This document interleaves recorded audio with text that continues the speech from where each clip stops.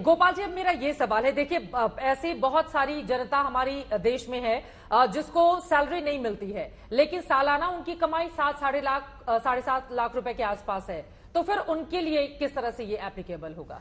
नहीं, देखिए salary income हो या कोई अदर इनकम हो, हाँ। कैलकुलेशन एक ही तरीके से होता है। और इसमें ये प्रावधान जो किया गया कि 7 लाख तक अगर आपकी इनकम होती है, चाहे वो इनकम सैलरी से हो, हाँ। या हाउस प्रॉपर्टी से हो, या इनकम फ्रॉम अदर सोर्सेज से हो, कैपिटल गेन से हो, हाँ। आपकी कहीं से भी इनकम होती है, तो हमें कैपिटल गेन में कैलकुलेशन करने का तरीका कुछ अलग है, हाँ। लेकिन एग्जम्पशन जहां तक, क्योंकि बार बार ये जिक्र किया जाता है ना कि सैलरी क्लास को राहत पहुंचाने की कोशिश की गई है, जिन लोगों को सैलरी मिलती है, इस वजह से मेरा ये सवाल था। एक छूट इसमें सैलरी क्लास को दी गई है, 50,000 रुपए की जो आपको स्टैंडर्ड डिडक्शन मिलती थी, तो पहले वाले जो पहली स्कीम थी न्यू रिजीम की, उसमें कहा था ये एग्जम्पशन नहीं मिलेगी, लेकिन अब ये कहा गया है कि उनको वो भी मिलेगी, तो सैलरीड क्लास को 7.5 लाख रुपए की इनकम पे टैक्स 0 आए। ठीक है साहब, आप अपनी बात पूरी करने गोपाल जी। तो इसमें कैलकुलेशन का तरीका जो है, हाँ। वो एक जैसा ही है, तो वो सैलरीड क्लास हो या इनकम फ्रॉम बिजनेस हो या कोई और अदर इनकम का सोर्स हो, कैलकुलेशन एक ही तरीके से होगा। और 7 लाख तक अगर उनकी इनकम होती है तो न्यू टैक्स रेजिम में उनका टैक्स 0 होता है, क्योंकि 87A में जो रिबेट मिलती है वो रिबेट माइनस करके टैक्स 0 हो जाता है उनका। और ये तस्वीरें आपको दिखा रहे हैं प्रधानमंत्री नरेंद्र मोदी का वेलकम करते हुए। यहां पर बीजेपी के राष्ट्रीय अध्यक्ष जेपी नड्डा, एक बड़ी बैठक होने जा रही है, उसी के मद्देनजर बीजेपी मुख्यालय पहुंचे हुए हैं प्रधानमंत्री नरेंद्र मोदी। बीजेपी मुख्यालय पहुंचे और आज दोपहर 2 बजे जब उनका संबोधन हुआ था तो हम सब ने देखा कैसे वित्त मंत्री की पीठ थपथपाते हुए शानदार बजट नरेंद्र मोदी की ओर से करार दिया गया। और कल जो बयान उनकी ओर से दिया गया था कि दुनिया भर में आर्थिक मोर्चे पर जिस तरह की चुनौती है, हिंदुस्तान में किस तरह की उम्मीदें पूरा विश्व देख रहा है, इसका जिक्र भी प्रधानमंत्री नरेंद्र मोदी करते हुए नजर आए। यकीनन बीजेपी के तमाम नेताओं कार्यकर्ताओं को जो सोर्सेज हमें जानकारी दे रहे हैं, ये भी कहा गया है कि हर घर तक आज का ये जो बजट सामने आया है, हर घर तक इसके किस तरह के फायदे हैं उसको कार्यकर्ता लेकर जाएं और बताएं कि आम आदमी को राहत देने की किस तरह की कोशिश भारतीय जनता पार्टी की सरकार की ओर से दी गई है। प्रधानमंत्री नरेंद्र मोदी आज गोपाल कुमार केडिया जी, जल्दी से अब विश्व की भी नजरें हैं, क्योंकि पीएम की तस्वीरें दिखा रहे हैं तो फिर इस बात का जिक्र करना जरूरी हो जाता है।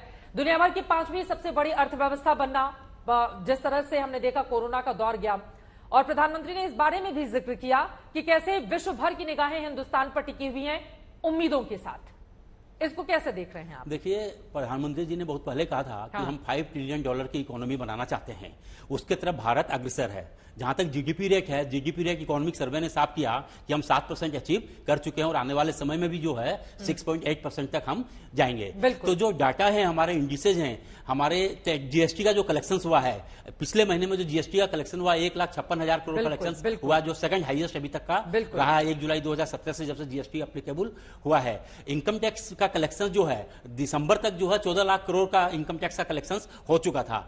तो जितने भी डाटाज हमारे बता रहे हैं, सारे डाटाज बहुत अच्छा संकेत दे रहे हैं, बहुत अच्छा इंडिकेशन दे रहे हैं। तो जो प्रधानमंत्री जी का सपना है, और अब 5th हम लार्जेस्ट इकोनॉमी बन चुके हैं, तो ये सारी चीजें हम इनफैक्ट अचीव करने जा रहे हैं और अचीव करेंगे। हम अचीव करने के लिए देखिए बड़े बड़े टारगेट भी लगातार मोदी सरकार की ओर से दिए जाते हैं। 5वीं अर्थव्यवस्था बनने के बाद अब पूरी ताकत लगा देनी है कि आगे आने वाले वर्षों में तीसरे पर जाएं, और उसके बाद एक राह भी है। लेकिन लगातार हम टैक्स में जो बड़ी छूट दी गई है उसका जिक्र कर ही रहे हैं, और सरकार की पीठ थपथपाते हुए वित्त मंत्री की तारीफ करते हुए नरेंद्र मोदी आज नजर आए। लेकिन वे जी, सीधे आपके पास आते हुए, आपने गौर से सुना पूरे के पूरे वित्त मंत्री के भाषण को।